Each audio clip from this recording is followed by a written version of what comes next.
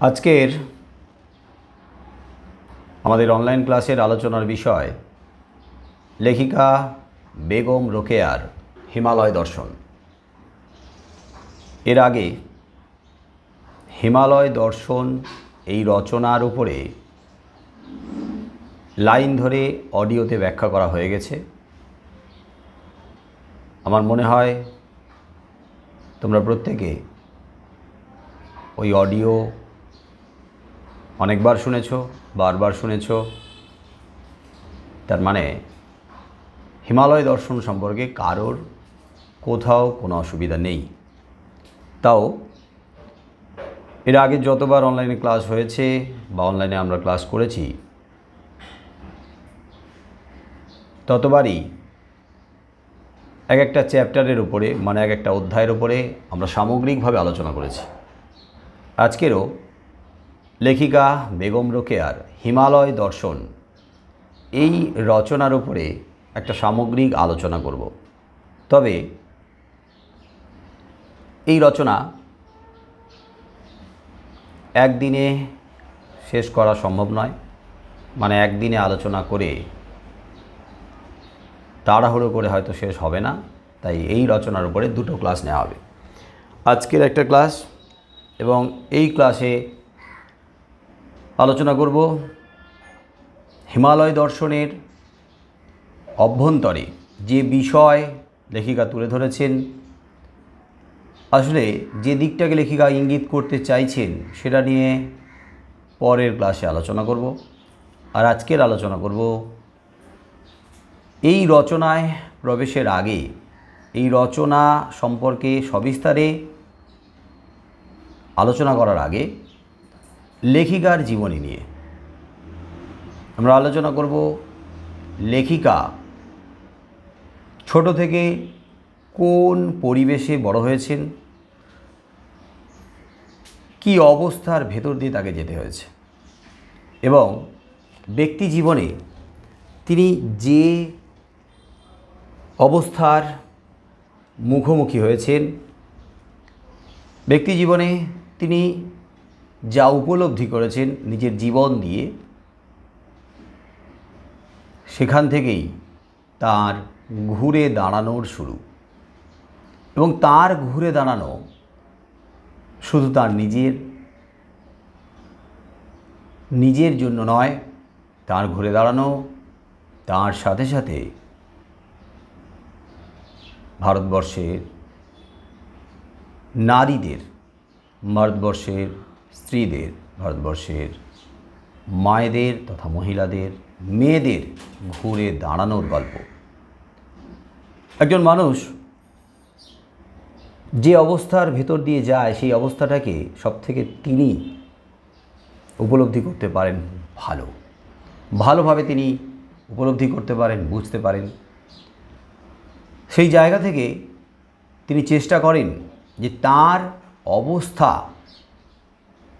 যেন আর বাকিদের না হয়। আমরা জানি যে প্রত্যেকে এমনভাবে ভাবে না, যে অবস্থার ভেতর দিয়ে যায় সেই অবস্থাটাকে মানিয়ে নেয়, এইভাবে সারা জীবনটাকে পার করে দেয়। আবার কেউ তো ভাবেন, কেউ ভাবেন যে আমি যেহেতু এই অবস্থার ভেতর দিয়ে যাচ্ছি, এই অবস্থার ভেতর দিয়ে আর অন্যরা যাক সেটা তিনি চান না। আর সেখান থেকেই কিন্তু ঘুরে দাঁড়ানোর শুরুটা হয়। বেগম রোকেয়া তার নিজের জীবন দিয়ে উপলব্ধি করেছিলেন বলেই হাজার হাজার, লাখ লাখ, কোটি কোটি মেয়েদের দুর্গতি থেকে মুক্ত করার এক অনবদ্য প্রয়াস তিনি করেছিলেন। বেগম রোকেয়া বাংলাদেশের মুসলিম নারী প্রগতির ইতিহাসে এক অগ্রণী প্রতিনিধি। তবে শুধু নারী প্রগতির ইতিহাসেই নয়, হ্যাঁ, নারী প্রগতির ইতিহাসে অগ্রণী প্রতিনিধি হলেও তিনি মানুষের জন্য করেছেন। শুধু মুসলিম নারী সমাজের জন্য নয়, তিনি সমস্ত মেয়েদের কথা ভেবে যে উদ্যোগ নিয়েছেন সেই উদ্যোগ আমাদেরকে প্রেরণা দেয়, আমাদেরকে উৎসাহিত করে। তাই তোমাদের, বিশেষ করে মেয়েদের আদর্শ হোক বেগম রোকেয়া। একটু আগে যেহেতু আমি বারবার ধরে বলছি, যে যে অবস্থার ভেতর দিয়ে যায় সেই অবস্থাকে তিনিই সবথেকে ভালো উপলব্ধি করতে পারেন। তারপরে তার উপরে নির্ভর করছেন যে তিনি সেই অবস্থাটাকে মেনে নেবেন, নাকি তিনি ওই দুর্গতির ভেতর দিয়ে গিয়েছেন তাই অন্যরাও যাতে ওই দুর্গতির ভেতর দিয়ে না যায় বা ওই দুর্গতির মুখোমুখি না হয় সেখান থেকে বের করে নিয়ে আসার চেষ্টা করবেন। আমরা তো অনেকেই করি না, বেশিরভাগই করি না, বরং বেশিরভাগ আমরা এই অবস্থাটাকে, পরিস্থিতিটাকে মেনে নিই। আমাদের উপরে যা চাপিয়ে দেওয়া হয়েছে, সমাজ, সংসার আমাদের উপরে যা চাপিয়ে দিয়েছে সেটাকে আমরা মুখ বুজে সহ্য করে নিই, মেনে নিই। কিন্তু মুখ বুজে সহ্য করে নেওয়া বা মেনে নিয়ে চুপ থাকা, এটা কখনোই উচিত নয়, ঠিক নয়। হ্যাঁ, যেটা ভালো, যেটা সবার ভালোর জন্য, তাকে আমরা স্বীকার করব, তার জন্য আমরা চুপ করে থাকব। মানে ভালো কাজ হচ্ছে, সেই কাজে যদি আমরা সাহায্য করতে না পারি, বাধা হয়ে তো কোনো দিনই দাঁড়াবো না। কিন্তু সেই কাজ যিনি করছেন তাকে সশরীরে না পারি, দূর থেকে তাকে উৎসাহিত করব, সাহায্য করব, তাকে ইন্সপিরেশন দেব, এনকারেজ করব। লেখিকা বেগম রোকেয়া একজন জমিদারের মেয়ে। তার জন্ম জমিদারের বাড়িতে। তার বাবা বাংলাদেশের রংপুর জেলার একজন সেই সময় নামকরা সম্ভ্রান্ত ভূস্বামী, মানে জমিদার। তার মানে আমরা কি জানি, জমিদারের মেয়ে, জমিদারের কন্যা। তার মানে সেই পরিবারে উচ্চ শিক্ষা আছে, রুচিশীলতা আছে, শিক্ষা, সংস্কৃতি, তার মধ্যে একটা উচ্চ ধারণা আছে, মানে উচ্চ মানসিকতার, উদার মানসিকতার, মুক্ত মনা মানুষ এরা। এটাই হওয়া উচিত। মুক্ত মনের মানুষ আধুনিকতাকে বরণ করবে, সমাজের অনুশাসনের বেড়ায় আবদ্ধ রাখবেন না। বিশেষ করে ছেলেমেয়েদেরকে তো নয়, ছেলেমেয়েদেরকে বোঝাবে যে শিক্ষা প্রত্যেকের জীবনে প্রয়োজন। শিক্ষার আলো আমাদের ভেতরের যে জড়তা, যে দীনতা, যে হতাশা, যে হীনমন্যতা, তাকে কিন্তু ঘুচিয়ে দেয়, আমাদেরকে সামনের দিকে এগিয়ে নিয়ে চলে, নতুন পথের দিশারি করে। শিক্ষার আলো সংস্কারের যে জরাজীর্ণতা, তাকে ভেঙে চুরে উৎকর্ষের পথে নিয়ে চলে, উন্নতির পথে নিয়ে চলে। তো এই জায়গা থেকে আমরা আশা করব যে বেগম রোকেয়াও যে পরিবারে জন্মগ্রহণ করেছেন সেই পরিবারে এরকম উচ্চশিক্ষা পাবে।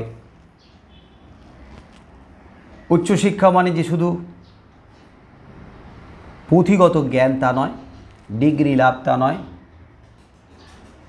আমরা আজকের ডিগ্রি লাভের জন্য, সার্টিফিকেটের জন্য রীতিমতো কম্পিটিশান করছি, প্রতিযোগিতা, নাম্বার পেতে হবে ভালো। প্রতিষ্ঠানে গিয়ে আমরা পড়াশোনা করছি, মানে প্রাতিষ্ঠানিক শিক্ষা। কিন্তু এই যে প্রাতিষ্ঠানিক শিক্ষা, এই যে প্রথাগত শিক্ষা, তথা এই যে পুঁথিগত শিক্ষা, এই পুঁথিগত শিক্ষাই কিন্তু সব নয়। তবে হ্যাঁ, পুঁথিগত শিক্ষা, পুঁথি থেকে নেওয়া জ্ঞান, এটা আমাদের জীবনে দরকার আছে। কিন্তু পুঁথি একমাত্র মাধ্যম সেটা কখনো হতে পারে না। শিক্ষার জন্য এই বিরাট বড় বিশ্ব পড়ে রয়েছে। এই যে প্রকৃতি, আমাদের এই চারপাশের যে প্রকৃতি, যে জগৎ, সেই জগৎ একটা বিরাট পাঠশালা, শিক্ষাক্ষেত্র।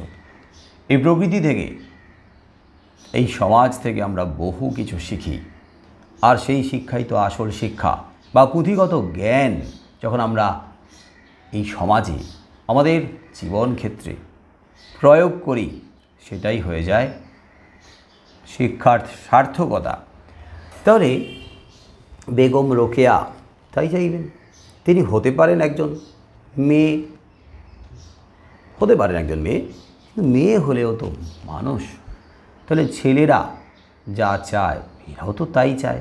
মন তো আছে, তাহলে মন যদি থাকে ভাবনা চিন্তাও একই রকম হবে প্রায়।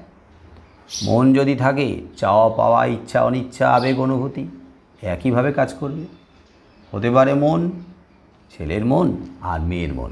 কিন্তু মেয়ে মানুষ তো, মন আছে, তাই মন যদি থাকে তারও ইচ্ছে করবে ছেলেদের মতো তিনিও পড়াশোনা করতে চাইছেন, পড়াশোনা করতে চাইবেন, এটাই তো স্বাভাবিক।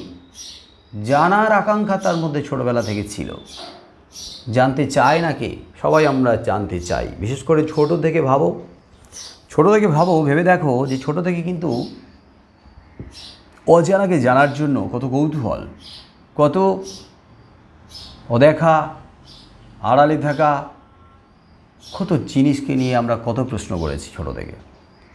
এই যে প্রশ্ন, এই যে কৌতূহল থেকে প্রশ্ন, জানার আকাঙ্ক্ষা থেকে প্রশ্ন, এই প্রশ্নই তো আমাদের আকাঙ্ক্ষাকে আরও বাড়িয়ে দেয়। তাহলে আমাদের উচিত সেই জানার আকাঙ্ক্ষাটাকে আরও বাড়ানো। প্রশ্ন করলে প্রশ্নের উত্তর দেওয়া, নাকি তা না করে প্রশ্নের উত্তর না দিয়ে ছোটদেরকে চুপ করিয়ে দেওয়া, ছোটদেরকে অবদমিত করা, ছোটদেরকে দাপিয়ে দেওয়া, এটা কি কখনো উচিত? কখনোই উচিত নয়। কারণ যখনই আমরা ছোটদেরকে চুপ করিয়ে দিচ্ছি, তখনই তার যে জানার আগ্রহ, কৌতূহল, সেটা কিন্তু হোঁচট খেতে থাকে। একটা সময় গিয়ে দেখবে যে জানার কৌতূহলটাই নেই, জানার কৌতূহলটা হারিয়ে গেছে। কারণ কৌতূহলটাকে হারিয়ে দেওয়া হয়েছে, কৌতূহলটাকে চুপ করিয়ে দেওয়া হয়েছে। কিন্তু বেগম রোকেয়ার সেই কৌতূহল ছোট থেকেই, কত বাধা বিপত্তি এসছে, কিন্তু তার কৌতূহলকে অবদমিত করতে পারেনি। কেন পারেনি? কারণ ওই যে ভেতরে ভেতরে একটা বিরাট আকাঙ্ক্ষা, একটা বিরাট খিদে, মনের খিদে। আমাদের পেটের খিদে তো আছে আমরা জানি, কিন্তু সেই খিদের থেকেও আরও ভয়ঙ্কর খিদে হচ্ছে মনের খিদে। আর মনের খিদে যার থাকবে তাকে কিন্তু কেউ আটকাতে পারবে না। যতই বাধা বিপত্তি আসুক না কেন, সে কিন্তু ওই মনের খিদে মেটানোর জন্য যেখানে যত কিছু অজানা, তাকে জানার জন্য দুর্বার গতিতে ছুটবে। এবং তাকে জানার জন্য যা করা দরকার, যার কাছে যাওয়া দরকার, যেখান থেকে সে শিখতে পারবে, জানতে পারবে, যত ধরনের পুঁথি পড়লে, গ্রন্থ পড়লে সেখান থেকে শেখা যায়, সে কিন্তু করবেই করবে। এবং সেখান থেকেই সে তার মনের খিদে তথা আকাঙ্ক্ষাটাকে কিন্তু মেটাবে, চরিতার্থ করবে। তারপরেই তার আসবে মেন্টাল স্যাটিসফ্যাকশন, মানসিক তৃপ্তি, মানসিক সন্তুষ্টি। আর এই মানসিক সন্তুষ্টি, আগ্রহ থেকে যাত্রা শুরু লেখিকার। আর মানসিক শান্তি তার এসেছে অনেক পরে। কিন্তু তিনি নিজেকে আরও আরও আরও আরও জানতে চান বলে এগিয়ে নিয়ে গেছেন। বেগম রোকেয়ার বাড়িতে শিক্ষা শুরু হয়েছিল, বাড়িতেই। বুঝতেই পারছো, এক তো ঊনবিংশ শতাব্দীর দ্বিতীয়ার্ধ, শেষের দিক। লেখিকার জন্ম 1880 খ্রিস্টাব্দে।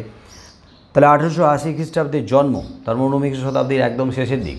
তো সেই শেষের দিকে তার জন্ম, সেই সময়ের বাংলা, সেই সময়ের দেশ, সেই সময়ের ভারতবর্ষের কথা ভাবলে প্রত্যেকে আমরা বুঝতে পারছি কেমন ছিল তখন।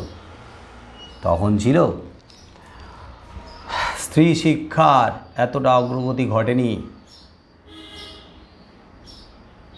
মানুষ চাইছে, বেশিরভাগ মানুষ চাইছে যে স্ত্রীরা তথা নারীরা, মেয়েরা অবদমিত হয়ে থাকুক, মেয়েরা চিরকাল চার দেয়ালের মধ্যে বন্ধ হয়ে থাকুক বন্ধ হয়ে। মেয়েদের জায়গা চার দেয়ালের মধ্যে, অন্দরমহল, রান্নাঘর, থেকে শোয়ার ঘর। রান্না করো, সবাইকে খাওয়াও দাওয়াও, ঘর গোছাও, ঘর পরিষ্কার করো, ঘর সাজিয়ে রাখো, ছেলে মেয়েদের দেখাশোনা করো, আর ওই ক্লান্ত শরীরে ঘুমিয়ে পড়ো।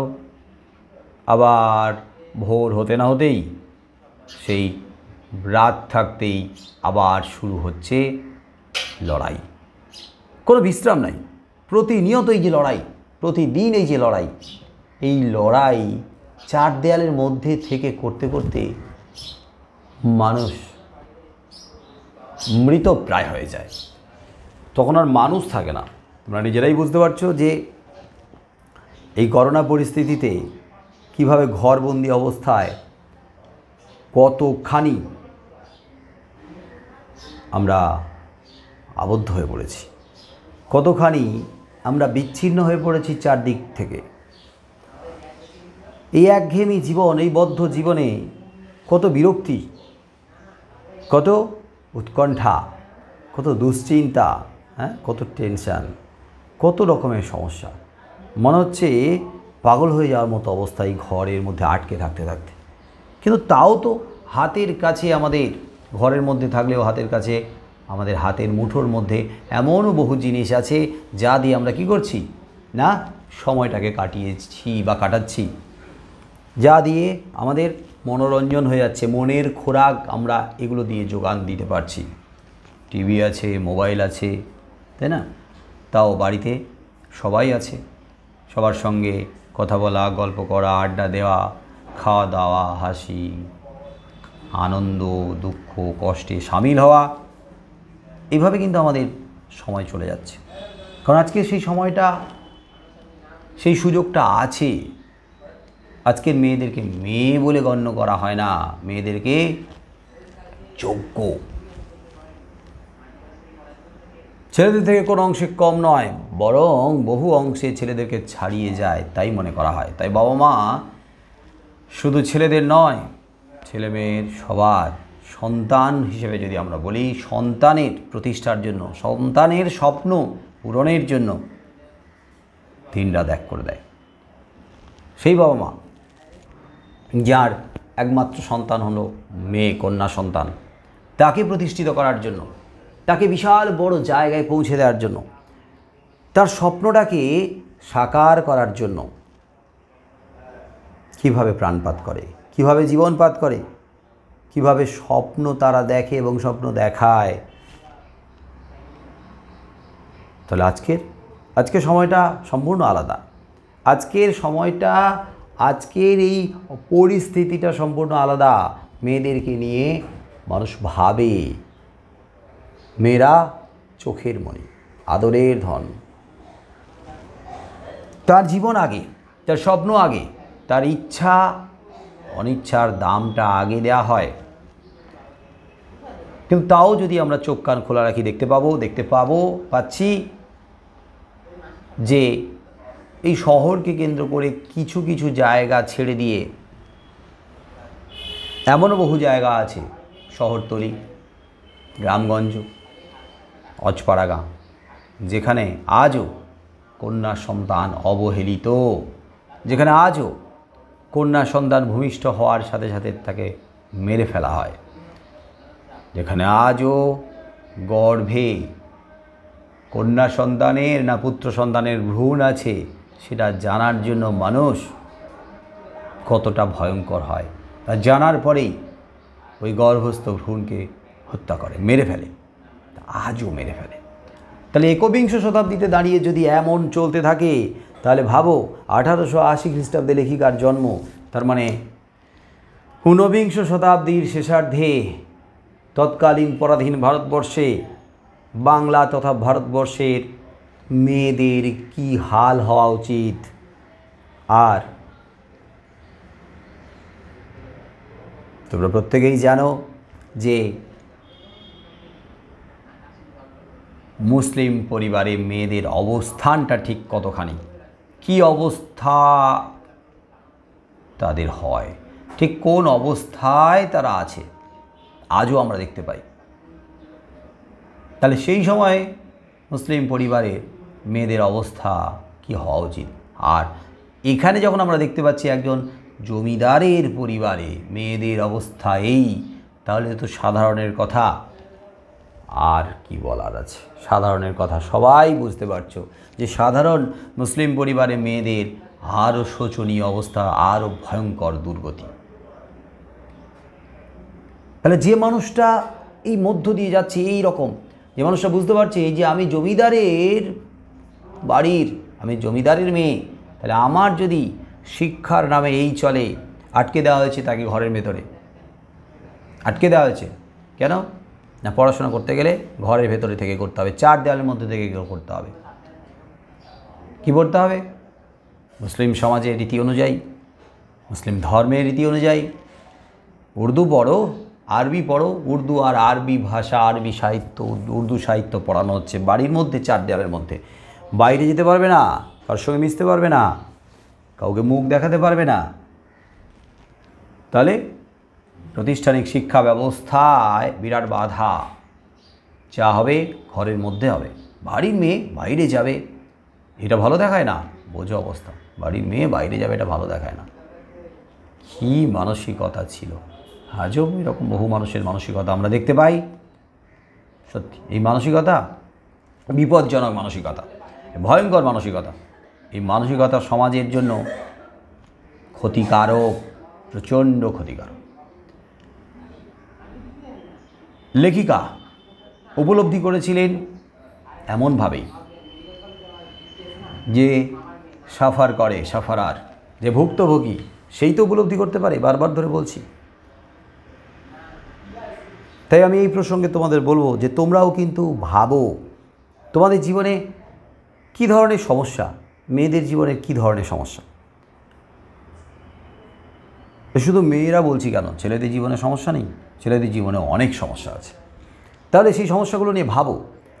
আসলে যে যে বয়সে দাঁড়িয়ে আছে, যে যে পরিস্থিতির শিকার হচ্ছে, সেই পরিস্থিতিতে দাঁড়িয়ে সে ভাববে আমি এই পরিস্থিতি থেকে কিভাবে বেরোবো, আর আমি বেরোনোর সাথে সাথে আমি এই পরিস্থিতি থেকে আমার মতো ছেলেদের, আমার মতো মেয়েদেরকে এখান থেকে টেনে কি করে বের করব, অর্থাৎ কিভাবে পরিবর্তন আনব।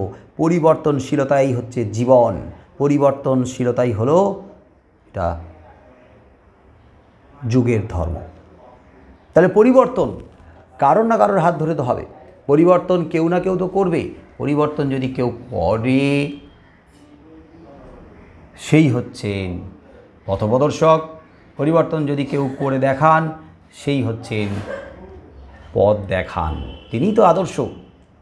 সে সাহিত্যের ক্ষেত্রেই হোক, সে রাজনীতির ক্ষেত্রেই হোক, সে ধর্মীয় ক্ষেত্রে হোক, সে সমাজের ক্ষেত্রে হোক, সে পরিবারের ক্ষেত্রেই হোক, সে দেশের বৃহত্তর কাজেই হোক না কেন, যেখানে পরিবর্তন আনে, যেখানে বিপ্লব আনে, আমূল পরিবর্তনের মধ্য দিয়ে মানুষের সামনে উৎকর্ষ তথা উন্নতির দরজাটাকে খুলে দেয়, সেই আমাদের পথপ্রদর্শক, সেই আমাদের আদর্শ। আর এখানে নারী জাতির, বিশেষ করে বাংলাদেশের মুসলিম নারীর, তাদের জীবনের অন্ধকার ঘুচিয়ে আলোর পথে, প্রগতির পথে যিনি অগ্রণী ভূমিকা নিয়েছেন তিনি হলেন বেগম রোকেয়া। চিরসুখী জন ভ্রমে কি কখনো ব্যথিত বেদন বুঝিতে পারে, কি যাতনা বিষে বুঝিবে সে কিসে, আশি বিষে দংশে যারে। যাকে ৮০ বিষ দংশন করেনি। ৮০ বিষ মানে কি? ৮০ বিষ মানে সাপ। ৮০ মানে দাঁত, দাঁতে বিষ থাকে যার, সাপ। তো ৮০ বিষে দংশে যারে, যাকে কখনো ৮০ বিষ তথা সাপ দংশন করেনি, সাপ ছবল দেয়নি, সে মানুষটা কখনো বুঝবে না যে সাপের যে বিষ, সেই বিষের জ্বালা যন্ত্রণা কতখানি কষ্টের, কতখানি যন্ত্রণা দেয়। ঠিক তেমনিভাবে চিরসুখী জন, অর্থাৎ যে জন চিরকাল সুখে আছে, সুখে থাকে, ভ্রমে কি কখনো, ভ্রমে ভুল করে কি কখনো ব্যথিত বেদন বুঝিতে পারে। ব্যথিত মানে ব্যথিতের, যে ব্যথা পাচ্ছে, কষ্ট পাচ্ছে, তার বেদনা কি সে কখনো বুঝতে পারে? কখনো বুঝতে পারে না। আসলে ভুক্তভোগী একমাত্র সেই অবস্থাটাকে বুঝতে পারে। অন্যরা হয়তো বোঝার চেষ্টা করে, কিন্তু অন্যরা বোঝার চেষ্টা করে মাত্র, উপলব্ধি করার চেষ্টা করে মাত্র, কিছুটা হয়তো উপলব্ধি করতে পারে, কিন্তু পুরোপুরি সেই মানুষটার মতো বুঝতে পারে না বা উপলব্ধি করতে পারে না বা যন্ত্রণাটা অনুভব করতে পারে না, যে ওই অবস্থার ভেতরে পৌঁছায়নি বা ওই অবস্থার ভেতর দিয়ে যায়নি। লেখিকা গিয়েছিলেন, তাই নিজেকে তৈরি করেছিলেন এখান থেকে বেরোনোর জন্য। তার মনের আকাঙ্ক্ষা, নিজেকে সমৃদ্ধ করবেন, আরও জানবেন, পরিপূর্ণ করবেন, এবং তার জন্য তিনি অন্য ভাষা সাহিত্যের বহু বই, বহু গ্রন্থ পড়েছেন। তিনি বাড়িতে গোপনে লুকিয়ে বাংলা, ইংরেজি এগুলো শিখতেন, এবং সেই শেখার কাজে তার দাদা তাকে সাহায্য করত। কারণ তার যে জ্ঞান পিপাসা ছিল অসীম, জানার আকাঙ্ক্ষা অসীম। তো এই জায়গা থেকে আমি তোমাদেরকে বলবো যে নিজেদের মধ্যে জানার আকাঙ্ক্ষাটাকে আরও বাড়াও। এটা কখনো মরতে দিও না, এটা কখনো চুপ করিয়ে দিও না। জানার আকাঙ্ক্ষা, জানবো কেন এটা হচ্ছে, কেন ওটা হচ্ছে, কেন ওটা হয়, কেন এটা হবে এই প্রশ্ন করব, কেন ওটা হয়েছিল এই প্রশ্ন করব। কেউ যদি বকা দেয়, কেউ যদি থামিয়ে দেয়, কেউ যদি চুপ করিয়ে দেওয়ার চেষ্টা করে, আঘাত করে, চোখ রাঙিয়ে, কখনো তাদের কথা শুনবে না, তাদের কাছে হার স্বীকার করবে না, কখনোই তাদের কাছে মাথা নত করবে না। তুমি তোমার আকাঙ্ক্ষাটাকে আরও উত্তরোত্তর জাগিয়ে তোলো, কারণ এই আকাঙ্ক্ষাই মানুষকে তার বড় স্বপ্ন পূরণ করার পথে দুর্বার গতিতে, দুরন্ত গতিতে নিয়ে যায়। আর সেই স্বপ্ন পূরণ করতে পারে যে তার আকাঙ্ক্ষাটাকে, মানে মনের আকাঙ্ক্ষাটাকে, জানার ইচ্ছেটাকে প্রতিনিয়ত বজায় রাখে আর বাড়িয়ে চলতে থাকে। বেগম রোকেয়ার সেই জ্ঞান পিপাসা ছিল অসীম, অগাধ। তাই গভীর রাতে যখন সবাই ঘুমিয়ে পড়তো, যখন মোমবাতির আলোয়, প্রায় সারা রাত জেগে পড়াশোনা করতেন। তার দাদা তাকে ইংরেজি, বাংলা এইগুলো পড়াতেন, এগুলো শিক্ষা দিতেন। এখান থেকে তিনি কত জ্ঞান লাভ করেছেন। আর কথায় উঠতে বসতে মেয়েদেরকে যা শুনতে হতো, তাদের পরিবার তো রক্ষণশীল, মানে বুঝতে পারছো, ইংরেজিতে বলে কনজারভেটিভ, রক্ষণশীল, কনজারভেটিভ মাইন্ডের মানে উঠতে বসতে কথা শোনাতো, গঞ্জনা করত। এই সব সহ্য করেও কিন্তু তিনি তার পড়াশোনাটাকে বজায় রেখেছিলেন এবং শিক্ষায় দ্রুত উন্নতি করতে থাকেন। বেগম রোকেয়ার এই অবস্থা থেকে বেরিয়ে আসার একটা দরজা খুলে যাচ্ছে। এরপরে কীভাবে খুলে যাচ্ছে? তার বিয়ে হওয়ার পরে, মাত্র 16 বছর বয়সে তার বিয়ে হয়েছিল। মাত্র 16 বছর বয়স, তাও তো 16 বছর বয়স অনেক বয়স। কিন্তু ওই সময় মেয়েদের বিয়ে 10 বছরের মধ্যে দেওয়া হতো। তোমাদের বঙ্কিমচন্দ্র চট্টোপাধ্যায়ের রাধারানী উপন্যাসের অংশ আছে, রাধারানী এই রচনাংশ, যেখানে আছে যে 10 বছরের মধ্যে কিন্তু বিয়ে দেওয়ার একটা ইঙ্গিত রয়েছে। কিন্তু রাধারানীর মা বিয়ে দিতে পারেনি, তার কারণ 10-11 বছর বয়স হয়ে গেছে। তার কারণ তো আর্থিক সংকট, আর্থিক অবস্থাটা শোচনীয় অবস্থায় দাঁড়িয়েছিল। না হলে যদি সম্ভব হতো তাহলে 10 বছর আগেই বিয়ে দিয়ে দিত। বঙ্কিমচন্দ্র নিজে সম্ভবত 11 বছর বয়সে, আমার যতদূর মনে আছে, সম্ভবত 11 বছর বয়সে বিয়ে করেছিলেন। তিনি তো আর বিয়ে করেননি, ব্রাহ্মণ পরিবার, তাকে বিয়ে দেওয়া হয়েছিল। এবং যার সঙ্গে বিয়ে দেওয়া হয়েছিল তার বয়স কত শুনবে? মাত্র 5 বছর বয়সী। 5 বছর বয়সী কন্যার সঙ্গে বিয়ে দিয়েছিল। তো লেখক বঙ্কিমচন্দ্র নিজেই ভুক্তভোগী, নিজেই সেই সময়ে অবস্থাটাকে নিজের জীবনে স্বীকার করে নিয়েছিলেন। তখন তার কিছু করার ছিল না, 11 বছর বয়সী তো। না তার প্রতিবাদ চোরাল হতো, না তার প্রতিবাদ গ্রাহ্য হতো, বা প্রতিবাদ একটা জায়গায় মজবুত হয়ে ভিত পেত না। পরবর্তীতে তিনি ওই সময়ের সমাজটাকে, ওই সময়ের মেয়েদের অবস্থাটাকে তুলে ধরেছেন একজন লেখক হিসেবে, একজন সাহিত্যিক হিসেবে, সেটাই তো তার একটা সমাজ সংস্কারের অত্যন্ত মহতি প্রচেষ্টা, একটা মহৎ প্রচেষ্টা, যার মাধ্যমে তিনি সমাজের মানুষের দৃষ্টিভঙ্গি বদলাতে চেয়েছেন, মানুষের সুপ্ত চেতনাকে জাগিয়ে তুলতে চেয়েছেন, মানুষের চোখ খুলে দিতে চেয়েছেন। যাই হোক, বেগম রোকেয়ার 16 বছর বয়সে বিয়ে হয়েছিল। অনেক বয়স, 16 বছর মানে তোমাদের বয়সের কাছাকাছি। যাই হোক, তো বিয়ের পরে আরও অবস্থাটা তো করুণ হয়ে যাওয়া উচিত, তাই না? আমরা ইতিহাস পড়েছি, আমরা জানি যে বিয়ের পরে মেয়েদের অবস্থা আরও করুণ হতো, আরও হাল খারাপ হতো, বেহাল অবস্থা হয়ে যেত। বাবার বাড়িতে যদি না এতটুকু অপমান অসম্মান পেত, এটা কল্পনা করা যাচ্ছে না, এটা ভাবাই যাচ্ছে না যে শ্বশুর বাড়িতে আসার পরে যে কী ধরনের অত্যাচার, শারীরিক ও মানসিক ও নিগ্রহের শিকার হতো। প্রতি মুহূর্তে উঠতে বসতে কথার আঘাত, কথা সহ্য করতে হতো, অপমানজনক অসম্মানজনক কথা সহ্য করতে হতো। আর মেয়েদের বিয়ের পরে স্বামীদের কাছে বা শ্বশুর বাড়ির কাছে বেশিরভাগ ছিল গলগ্রহ হয়ে থাকতো। গলগ্রহ, বুঝতে পারছো? গলায় ঝুলে থাকা মানে অন্যের উপরে ডিপেন্ডেন্ট, নির্ভরশীল হয়ে থাকতে হতো। কে প্রতিবাদ করবে? মনে হতে পারে যে প্রতিবাদ তো করতে পারতো, কে প্রতিবাদ করবে? আরে প্রতিবাদ করার জন্য তো আগে নিজের পায়ের তলার জমিটাকে শক্ত করতে হয়, তাই না? প্রতিবাদ যে করবে স্বাবলম্বী হতে হবে না? স্বাবলম্বী না হলে প্রতিবাদ করলে কী হবে? যে আঘাতটা আসবে সেই আঘাতটাকে নিতে পারবে না তো। কারণ না বাবার বাড়িতে নেবে, মানে বাবার বাড়িতে না নেবে, শ্বশুর বাড়িতে জায়গা হবে না, তো মেয়ে যাবে কোথায়? তার তো একটা যাওয়ার, থাকার, খাওয়া দাওয়ার একটা জায়গা থাকতে হবে। এবং সে যদি নিজে আর্থিকভাবে প্রতিষ্ঠিত হতো, আর্থিকভাবে স্বাবলম্বী হতো, তাহলে এই সমস্ত অন্যায়, এই সমস্ত অবিচার, এই সমস্ত নির্যাতন, এগুলো মুখ বুজে সহ্য করে নেওয়ার কোনো প্রশ্নই ছিল না।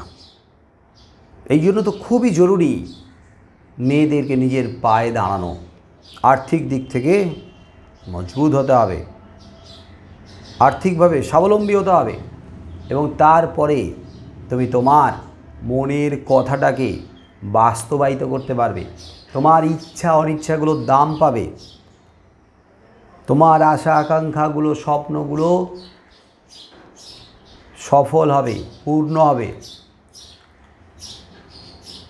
তোমার যে ব্যক্তিত্ব, তোমার যে গ্র্যাভিটি, সেটা বজায় থাকবে, তোমার মর্যাদা, তোমার সম্মান বজায় থাকবে। এবং তার জন্য সবার আগে দরকার স্বাবলম্বী হওয়া। স্বামী বিবেকানন্দের চিঠি রচনা তোমরা পড়েছো, বোঝানো হয়েছে। সেখানে কি বলছেন লেখক? যে ভালো কাজ করতে গেলে সবার আগে কি দরকার? নিজের পায়ে দাঁড়াতে হবে। নিজের পায়ে যে দাঁড়াতে পারে তার সব কিছুই সুষ্ঠুভাবে সম্পন্ন হয়, আর যে নিজের পায়ে দাঁড়াতে পারে না তার সবই আটকে যায়। এ পরিষ্কার কথা। তোমাদের মধ্যে কেউ যদি ভেবে নেয় যে না আমিও পড়াশোনা করব না, পড়াশোনা করে কী হবে, একটু খুঁড়িয়ে খুঁড়িয়ে পড়বো, তারপরে বিয়ে করে নাও, বিয়ে করে নিলে লাইফ আমার সেট হয়ে যাবে, তাই না? কিন্তু এটাও মাথায় রাখবে, তুমি যত বড় বাড়িতে বিয়ে করো না কেন,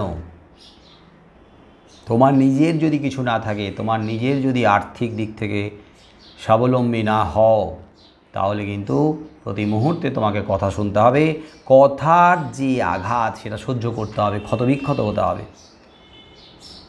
তাই সবার আগে মন দিতে হবে নিজের কেরিয়ারে, নিজের পায়ে দাঁড়ানোর জন্য চেষ্টা করতে হবে।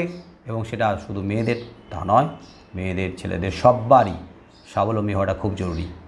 এই সময় দাঁড়িয়ে স্বাবলম্বী হয়েছো, প্রতিবাদের ভাষা জোর পাবে। স্বাবলম্বী হয়েছো, প্রতিবাদের ভাষা আরও জোরালো হবে, প্রতিবাদের ভাষা আরও মজবুত হবে, বলিষ্ঠ হবে। আর স্বাবলম্বী নও, দেওয়ালে পিঠ ঠেকে গেছে, পায়ের তলার মাটি বা জমি শক্ত নয়, তাহলে গলার স্বরও নিয়ে যাবে, গলার স্বরও একবারে ক্ষীণ হয়ে যাবে, কেউ তোমাদেরকে পাত্তা দেবে না, কেউ তোমাদের কথা শুনবেই না। লেখিকার দরজা খুলে গেল, যা সবার জীবনে হয় না বিয়ের পরে। কারণ তার স্বামী ভাগলপুরের ডেপুটি ম্যাজিস্ট্রেট। তাহলে ভাগলপুরের, বর্তমানে পড়েছে ঝাড়খণ্ডের মধ্যে, তখনকার দিনে বিহারের মধ্যে ছিল, তো বিহারের ভাগলপুরের ডেপুটি ম্যাজিস্ট্রেট ছিলেন তার স্বামী। কিন্তু তিনি ছিলেন আধুনিক মনস্ক, উদার। তিনি এই সমস্ত রক্ষণশীলতাকে প্রশ্রয় দেননি। এই যে সামাজিক বিধি বিধান, সংস্কার, জড়তা, অনুশাসন, মেয়েদেরকে অন্দরমহলে পায়ে বেড়ি পরিয়ে আটকে রাখার এই যে প্রবণতা, এর তিনি ঘোরতর বিরোধী ছিলেন। এবং তিনি তাঁদের পরিবারে বাস্তবে করে দেখিয়েছিলেন। শুধু ভাবলে হবে না, শুধু বললে হবে না, বাস্তবে তো কার্যকর করতে হবে। হ্যাঁ, কার্যকর করেছিলেন তার স্ত্রীর ক্ষেত্রে, অর্থাৎ বেগম রোকেয়ার ক্ষেত্রে। বেগম রোকেয়া তার স্বামীর দ্বারা উৎসাহিত হতে থাকেন লেখাপড়ায়, সাহিত্য চর্চায়। এখান থেকেই, অর্থাৎ স্বামীর আগ্রহে, স্বামীর অনুপ্রেরণায়, স্বামীর উৎসাহে তিনি এখান থেকেই সাহিত্য চর্চা শুরু করেন। আর সাহিত্য তো মনের বন্ধ দরজা জানালাগুলোকে হাট করে খুলে দেয়। তাই কারোর যদি মনে হয় সাহিত্য পড়তে ভালো লাগে না, বাংলা পড়তে ভালো লাগে না, ইংরেজি পড়তে ভালো লাগে না, হ্যাঁ, ইংরেজিতে কোথাও কোথাও আমরা আটকাই, ইংরেজিতে আমাদের অনেকের ডেপথ ভালো নয়, তাই কঠিন হওয়ার কারণে আমাদের পড়তে ভালো লাগে না। কিন্তু ইংরেজি সাহিত্যের মধ্যেও রয়েছে রত্ন ভাণ্ডার। ঠিক তেমনি বাংলা সাহিত্যে বিপুল সম্পদ রয়েছে। বাংলা সাহিত্য যদি না পড়ো, বাংলা সাহিত্যকে যদি না ভালোবাসো, বাংলা সাহিত্যের মধ্যে যদি না ঢুকতে পারো, তাহলে এটা আমি প্রত্যেককে বলবো যে জীবনে অনেক কিছু অপ্রাপ্তি থেকে যাবে, অনেক কিছু না পাওয়া থেকে যাবে।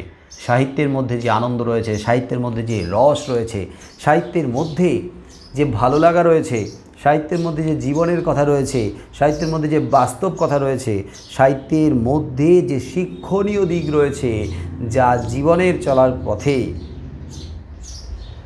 প্রতি পদক্ষেপে তোমাকে সাহায্য করবে, তোমার হাতটাকে শক্ত করে ধরবে, হোঁচট খেয়ে পড়তে দেবেই না। তাই সাহিত্য পড়ো।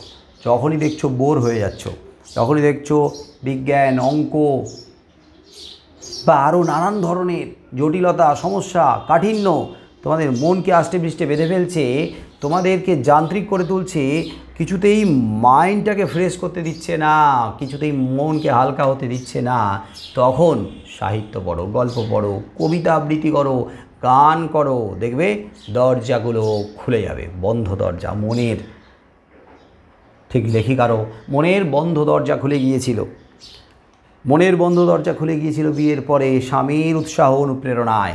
সাহিত্য চর্চায় তিনি নিজেকে গভীরভাবে নিবিষ্ট করেন, এতটাই নিবিষ্ট করেন কারণ তিনি সেখান থেকে আনন্দ পেয়েছেন, সেখান থেকে ভালো লাগা পেয়েছেন, সেখান থেকে জীবনের রস খুঁজে পেয়েছেন। সাহিত্যের মধ্যে যে রস, তা কিন্তু জীবন রস। তবে শুধু সাহিত্য চর্চা নয়, সাহিত্য চর্চার মাধ্যমে তিনি যেমন পিছিয়ে পড়া, অন্ধকারে থাকা মেয়েদের, নারীদের কথাকে জীবন্ত করে দিয়েছেন, জীবন্ত করে ভাষারূপ দিয়েছেন বা ভাষায় জীবন্ত করে প্রকাশ্যে নিয়ে এসেছেন। অন্দরমহল থেকে মেয়েদের কথাকে তিনি সবার মাঝে ছড়িয়ে দিয়েছেন। ঠিক তেমনি মেয়েদের শিক্ষার জন্য তার অবদান কর্নিশ করার মতো, স্যালুট করার মতো। তিনি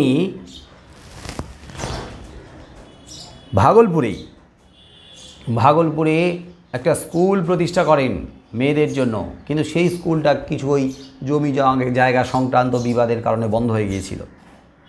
স্কুল প্রতিষ্ঠা করেন, তো পরে সেই স্কুলটা আবার চালু হয়। কলকাতাতে তিনি চালু করেছিলেন মেয়েদের জন্য স্কুল, তার নাম হচ্ছে Begum Rokeya Sakhawat memorial high school. অন্যদিকে তিনি আরও সাংগঠনিক নানা কর্মকাণ্ডের সঙ্গে যুক্ত ছিলেন। তিনি স্কুল পরিচালনা করেছেন, সাহিত্য চর্চার পাশাপাশি তিনি সাংগঠনিক এবং সামাজিক নানান ধরনের কাজ করেছেন, ভালো কাজ করেছেন এবং তিনি মুসলিম নারী সংগঠন গড়ে তুলেছেন নারী মুক্তির জন্য। তার মানেটাই হচ্ছে যে তিনি জীবন দিয়ে উপলব্ধি করেছিলেন বলেই আর অন্যান্য নারীদেরকে ওই অন্ধকার থেকে টেনে নিয়ে আসছিলেন। এই কাজটাই করতে হবে প্রত্যেককে। একটু আগে বললাম যে অবস্থায় আছি সেই অবস্থা থেকেই আমাদের কাজ শুরু করতে হবে। আমরা যেমন সেই অবস্থা থেকে বেরোবো, ঠিক সেই অবস্থা থেকে অন্যদেরকেও বের করে নিয়ে আসবো। এটাই হবে আমাদের একমাত্র লক্ষ্য। এইভাবেই ভাবতে হবে, এইভাবেই কাজ করতে হবে। লেখিকা যদি শুধু নিজের কথা ভাবতেন আর অন্যান্য মেয়েদের কথা না ভাবতেন, তাহলে অন্যান্য মেয়েদের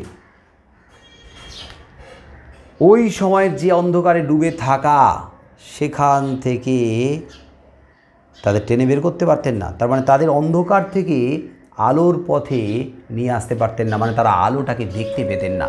তার হাত ধরে বহু মেয়ে অন্ধকার থেকে আলোর পথে এসেছে। তাহলে কেউ না কেউ তো ভাবে, পৃথিবীর কোথাও না কোথাও কিছু মানুষ তো ভাবছে কোনো না কোনোভাবে। আর সেই ভাবনা থেকে, সেই কাজ করা থেকেই কিন্তু আজও আমাদের সমাজটা এত সুন্দর টিকে আছে। আমরা ধরে রাখতে পেরেছি, বেঁধে রাখতে পেরেছি। লেখিকা এই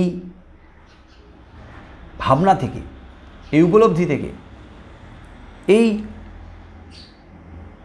ভুক্তভোগী অবস্থা থেকে, অর্থাৎ যে অবস্থার ভেতর দিয়ে তিনি যাচ্ছেন সেই অবস্থা থেকে তিনি বলছেন যে আপনারা শুনিয়া বিস্মিত হইবেন, যে আপনারা শুনে বিস্মিত হবেন, অবাক হবেন কি, যে আজ আমি 22 বৎসর যাবৎ ভারতের সর্বাপেক্ষা হতভাগ্য জীবের জন্য রোদন করিতেছি। ভারতবর্ষের সর্বাপেক্ষা হতভাগ্য জীবের জন্য রোদন, রোদন মানে কান্না, কাঁদছি আমি। আর ভারতবর্ষে সেই হতভাগ্য জীব কারা জানেন? কারা? হ্যাঁ, সেই হতভাগ্য জীব, অদ্ভুত লাগবে শুনতে, অসম্ভব, কানকে বিশ্বাস করা যাবে না, অসম্ভব লাগবে, অসম্ভব মনে হবে। সেই অদ্ভুত জীব হচ্ছে ভারত নারী। আর এই জীবগুলোর জন্য কিন্তু কারোর কোনো দিন প্রাণ কাঁদেনি, কারোর প্রাণ কাঁদে না। লেখিকা বলছেন যে পশুর চিন্তা করার জন্য লোক আছে। পশু কী করে ভালো থাকবে? হ্যাঁ, পশু কী করে ভালো থাকবে, ভালো খাবে, তাদের যাতে কোনো কষ্ট না হয়, তাকে যাতে কেউ মারধর না করে, তার উপরে যেন কোনো আঘাত না আসে। তো পশুদেরকে নিয়ে ভাববার জন্য, চিন্তা করার জন্য লোক আছে। আর তাই এখানে সেখানে কী দেখা যায়, এখানে ওখানে একটা পশু ক্লেশ নিবারণ সমিতি দেখা যায়। পশুদের উপরে যাতে কোনো কষ্ট আঘাত না হয়, তাদের ক্লেশ, তাদের ক্লান্তি, কষ্টটা ঘুচানোর জন্য সমিতি গড়ে তোলা হয়েছে। এখানে ওখানে দেখা যায় পশুকে নির্যাতন করবেন না, পশুকে আঘাত করবেন না, পশু ক্লেশ নিবারণ করার জন্য সমিতি তৈরি করা হয়েছে। কিন্তু আমাদের মতো অবরোধবন্দিনী নারী জাতির, এই নারী জাতি অবরোধবন্দিনী, অবরুদ্ধ হয়ে রয়েছি আমরা চার দেওয়ালের মধ্যে। সেই অবরোধবন্দিনী, বন্দী হয়ে রয়েছি। সেই নারী জাতির জন্য কাঁদবার একটি লোক এই ভূভারতে নেই। তাহলে ভাবো ঠিক কতখানি কষ্ট, যন্ত্রণা, কতখানি দুঃসহ বেদনা তিনি পেয়েছেন। আর শুধু ক্ষান্ত হয়ে থাকেননি, তিনি সেখান থেকে নিজে যেমন বেরিয়েছেন, আর বেরোনোর সাথে সাথে অন্যদেরকেও বের করে নিয়ে যাচ্ছেন। এটাই তো হওয়া উচিত। একজন যখন আলোর পথ পেয়ে যায়, তার দায়িত্ব, তার কর্তব্য অন্যদেরকেও আলোর পথে নিয়ে যাওয়া। কিন্তু কজন করে? যে কয়েকজন করেছে তারাই কিন্তু আমাদের কাছে আজকের আদর্শ হয়ে উঠেছেন। তাই আজকের আমি বলবো যে তোমাদের মধ্যে সবাই যে অবস্থায়, যেরকম পরিস্থিতির শিকার হচ্ছ, সেটা যদি সত্যি মনে হয় না এরকম অবস্থা হওয়া উচিত নয়, তাহলে এখান থেকে বেরিয়ে আসো। এখান থেকে বেরিয়ে এসে, মানে অবস্থা থেকে বেরিয়ে আসতে বলছি, ওই অবস্থা থেকে, ওই কষ্ট থেকে, যন্ত্রণা থেকে, ওই সংকট থেকে, দুর্গতি থেকে বেরিয়ে আসতে বলছি। ওখান থেকে বেরিয়ে আসার চেষ্টা করো। বেরিয়ে এসে অন্যদেরকেও ওখান থেকে বের করে নিয়ে যাওয়ার চেষ্টা করো। ওই কাজে কিছুটা যদি করতে পারো এবং সবাই মিলে যদি এই কাজটা করে, তাহলে আমরা সত্যি আমাদের কাজে সার্থক। লেখিকা যখন শ্বশুরবাড়িতে এলেন, স্বামীর বাড়িতে এলেন এবং এমন সুন্দর একটা পরিবেশ পেলেন বাড়িতে, শিক্ষা সাহিত্য চর্চা করার অনুকূল পরিবেশ, পাশে পাচ্ছেন তিনি তার স্বামীকে, যে উদার মনস্ক একজন স্বামী প্রতি মুহূর্ত তাকে এনকারেজ করে চলেছে। একটা সিরিয়াল হচ্ছে, দুটো চ্যানেলেই হচ্ছে। প্রথম মহিলা ডাক্তার আমাদের এই বাংলার, কাদম্বরী বসু গাঙ্গুলি, কাদম্বরীর উপরে হচ্ছে।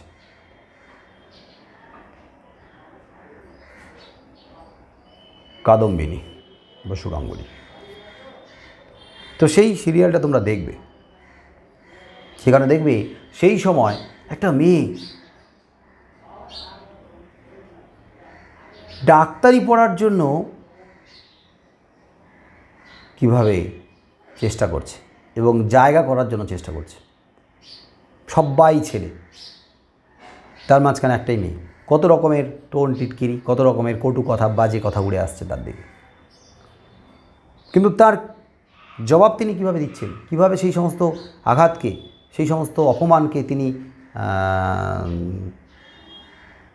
সেইভাবে গায়ে না মেখে জবাব দিচ্ছেন, কিভাবে পাল্টা কিভাবে ঘুরিয়ে দিচ্ছেন, ওনার থেকে শেখার আছে। মেয়েদেরকে তো অবশ্যই বলবো, সময় পেলে এই সিরিয়ালটা অবশ্যই দেখবে। এখান থেকে বহু শেখার আছে। কিভাবে লড়াই করতে হয়, কিভাবে মানুষকে দাঁড়াতে হয়, কিভাবে একটা মেয়েকে রকম ধরনের পরিস্থিতির ভেতর দিয়ে গিয়েও টিকে থাকতে হয়, কতখানি মানসিক জোর দরকার, কতখানি বাচনভঙ্গি দরকার, কতখানি বিদুষী হওয়া দরকার, কতখানি জ্ঞানী বুদ্ধিমান উপস্থিত বুদ্ধি হওয়া দরকার, ঠিক কতখানি নিজেকে 100% তৈরি করলে ওই রকম সময়ে পুরুষদের সাথে দাঁড়িয়ে কাঁধে কাঁধ মিলিয়ে এগিয়ে চলা যায় বা পুরুষদেরকে ছাড়িয়ে এগিয়ে চলা যায়।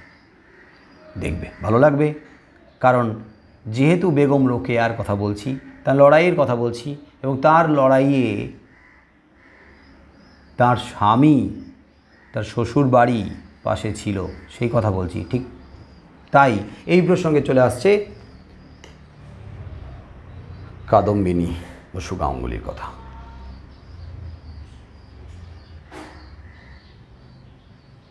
তোমরা দেখবে, ভালো লাগবে।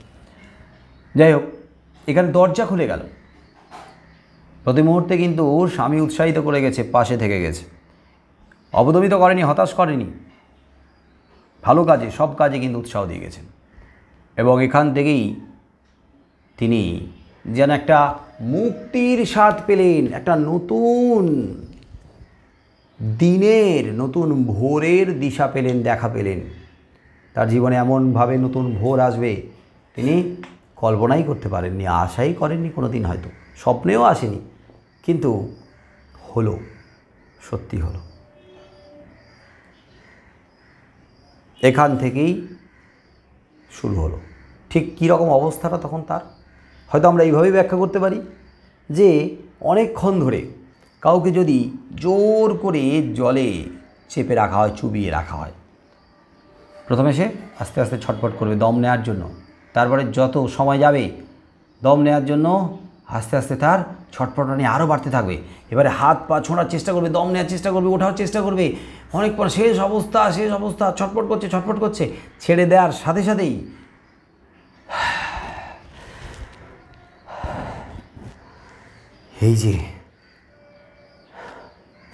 এই যে শ্বাস নেওয়া, দম ভরে, বুক ভরে শ্বাস নেওয়া, তো এই বুক ভরে শ্বাস নেওয়াটা বেগম রোকেয়া নিয়েছিলেন বাবার বাড়ি থেকে শ্বশুর বাড়িতে আসার পরে। সেখানে যেন একেবারে বদ্ধ অবস্থায় রাখা হয়েছিল, জলে যেন চুবিয়ে মারার মতো অবস্থা ছিল। সেখান থেকে বেরিয়ে এসে তিনি কি পেলেন, এরকম হঠাৎ করে জলে চুবিয়ে রাখা মানুষকে ছেড়ে দিলে যেমনভাবে দম নিয়ে বাঁচে, ঠিক তেমনি শ্বশুর বাড়িতে আসার পরে তিনি প্রাণে বাঁচলেন, প্রাণ খুলে বাঁচলেন। এতদিন ধরে বেগম রোকেয়া যেন একটা গণ্ডির মধ্যে আটকে ছিলেন, ছোট্ট একটা জগৎ, ছোট্ট একটা গণ্ডি, ছোট্ট একটা কুয়োর মধ্যে কুয়োর ব্যাং, যাকে সাধু ভাষায় বলে কূপমণ্ডুকতার পরিবেশ, কূপমণ্ডুক হয়ে থাকার, কিন্তু তাকে করে রাখতে পারেনি। জগৎটা ছিল কুয়োর মধ্যে ব্যাঙের মতো। তার পরিবারের অন্যান্যদের মানসিকতা তাই। কুঁয়োর ব্যাঙ, কুপমণ্ডুক, রক্ষণশীল, কনজারভেটিভ মাইন্ডের। তো কুয়োর ব্যাঙ যখন কুয়োতে থাকে, সে যখন সমুদ্র দেখে না, তাই সে কীভাবে, কুয়োটাই তার কাছে মনে হয় সমুদ্র। কিন্তু যখন তার সামনে দিগন্ত খুলে যায়, বেগম রোকেয়ার সামনে দিগন্ত খুলে গেল, তার কাছে মনে হয়েছিল এটাই বাঁচা, এটাই জগৎ, এটাই আসল লাইফ, এটাই জীবন। এবং এখান থেকে যখন তিনি প্রথম সমুদ্র দর্শন করতে যাচ্ছেন, সেই যে সমুদ্রের অপূর্ব সৌন্দর্য, অপূর্ব শোভা, সুদূর দিগন্ত বিস্তৃত নীল জলরাশি, ঢেউ খেলে যাচ্ছে, যেদিকে দু চোখ যায় শুধু জল আর জল। আকাশটা আস্তে আস্তে গিয়ে ঝুঁকে পড়েছে কোন দূরে, বহু দূরে, আর সমুদ্র সেই আকাশে মিশে গিয়েছে দিগন্ত রেখা। সমুদ্রের ধারে দাঁড়িয়ে প্রতিনিয়ত একটা ছন্দে ঢেউগুলো আছড়ে আছড়ে পড়ছে সমুদ্রের পাড়ে। তার যে সৌন্দর্য, তাকে দেখা, তাকে দেখে মুগ্ধ হওয়া, তাকে উপলব্ধি করা। বেগম রোকেয়া প্রথম যখন সমুদ্র দর্শন করছেন, সেই সৌন্দর্য তিনি তাড়িয়ে তাড়িয়ে উপলব্ধি করছেন, উপভোগ করছেন। সেই সৌন্দর্যকে তিনি একেবারে তার মনের মধ্যে গেঁথে নিয়েছেন ছবির মতো। একবার দেখে সমুদ্র দেখার স্বাদ যে পূর্ণ হয়েছে তা কিন্তু নয়। যতই তিনি বলুক সমুদ্র দেখেছি, সমুদ্র দেখার ইচ্ছা অনেক দিনের ছিল, সেই স্বাদ পূর্ণ হয়েছে, কিন্তু এই রকম ধরনের মানুষের মধ্যে সৌন্দর্যকে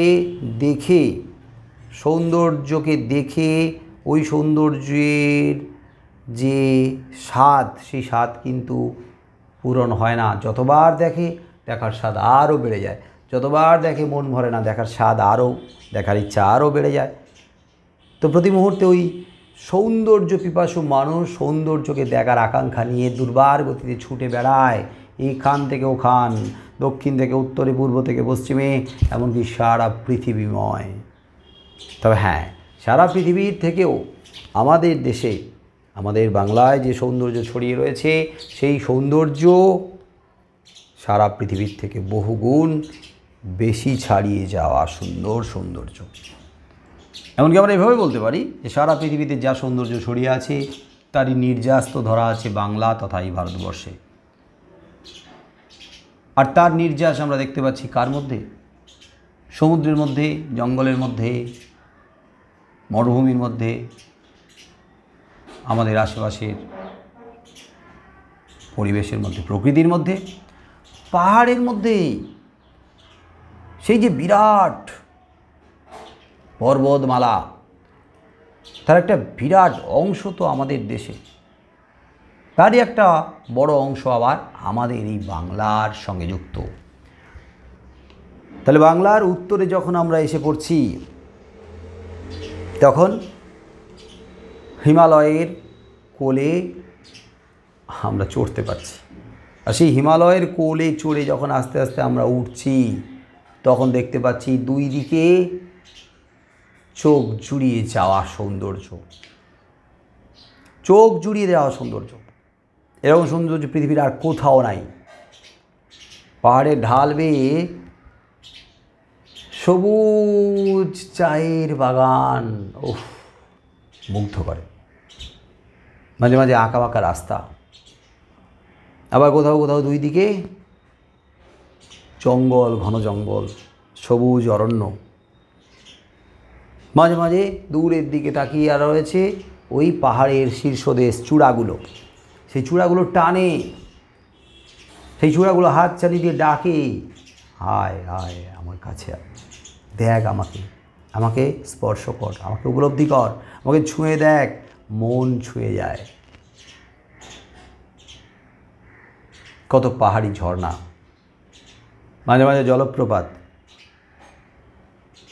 উফ, এই সৌন্দর্য মুখে বলার মতো নয়, বর্ণনা করার মতো নয়। আর টাইগার হিলে দাঁড়িয়ে কাঞ্চনজঙ্ঘার ওপর প্রথম যে সূর্যালো, কাঁচা সোনা, সেই সূর্যের আলো, সেই সূর্যালোক, সেই কাঞ্চনজঙ্ঘার রূপ সারা পৃথিবীর কোথাও এমন রূপ, এমন সৌন্দর্য নেই, যার টানে শুধু আমরাই নই, সারা দেশের মানুষ নই, সারা পৃথিবী থেকে দলে দলে মানুষ ভিড় করে শুধু এই কাঞ্চনজঙ্ঘার সৌন্দর্যটা নেওয়ার জন্য, উপভোগ করার জন্য। টাইগার হিলে দাঁড়িয়ে যখন ভোর হচ্ছে তার আগের মুহূর্তে আকাশের রং পরিবর্তিত হচ্ছে, প্রতি মুহূর্তে বিভিন্ন রঙের আলোর ছটা যখন পড়ছে, আস্তে আস্তে রং পরিবর্তিত হচ্ছে, আর হঠাৎ করে যখন সূর্যালোকটা পড়ল কাঞ্চনজঙ্ঘার শীর্ষদেশে, তখন খেলে যাচ্ছে আস্তে আস্তে আস্তে আস্তে একটা সোনার তাল, ঝলমল ঝলমল ঝলমল করে চোখের সামনে খুলে যাচ্ছে। এমন সৌন্দর্য যে প্রথমবার দেখবে সে তো বিমোহিত হবেই। আর বিশেষ করে লেখিকার মতো এই রকম বদ্ধ জীবনে থাকা একজন মানুষ যখন প্রথমবার হিমালয় দর্শন করতে বেরিয়ে পড়ছেন, তখন তিনি ঠিক কীভাবে, কতখানি মুগ্ধ হবেন, সৌন্দর্যে বিবশ হবেন, অভিভূত হবেন, সেটা তো আর বলার অপেক্ষা রাখে না। কারণ আমরা নিজেরাই জানি, আমরা উত্তরবঙ্গে রয়েছি, হিমালয়ের কোলের কাছে রয়েছি, হিমালয়ের দর্শন আমরা করি, এখন হিমালয় দর্শন করি, সেটা হয়তো গা সওয়া হয়ে গেছে। হিমালয়ের সৌন্দর্যকে দর্শন করি, সেটাও আমাদের একটা একঘেয়েমির মধ্যে চলে আসতে পারে। কিন্তু প্রথমবার যখন আমরা দর্শন করেছি, তখন তার উপলব্ধি, তার যে অনুভূতি, সেটা তো বলে বোঝানো যাবে না। লেখিকারও তাই হয়েছে, কারণ তিনি প্রথমবার হিমালয় দর্শন করতে আসছেন একটা বদ্ধ অবস্থা থেকে।